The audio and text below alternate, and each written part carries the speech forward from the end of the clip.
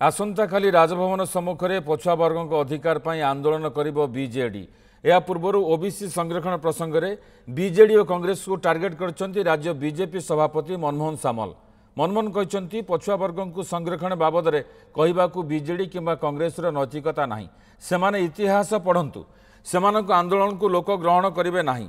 Medical एवं वैषयिक शिक्षा क्षेत्र में खूब शीघ्र संरक्षण लागू हेबो। पछुआ वर्गों को संरक्षण देवा क्षेत्र में बीजेडी और कांग्रेस भूमिका कौन थिला बोली प्रश्न करिसेंती मनमोहन।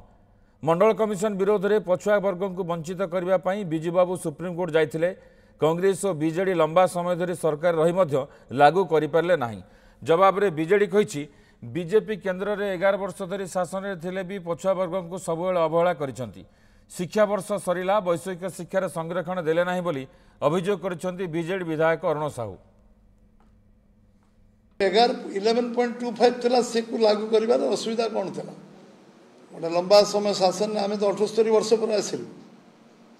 जो माने शासन क्षमतार थिले समाने ए विषय रे जो युवक माने पाठ पढ़िबार वंचित हेले लंबा समय धरि सामाजिक अपराध समान करछन। क्षमतार आसीबा परे समाने वर्ग को देखि नांती, उपेक्षा करछंती एवं एंको पई केवल कुंभीर कांदना कांचंती, अन्य किछि करनांती।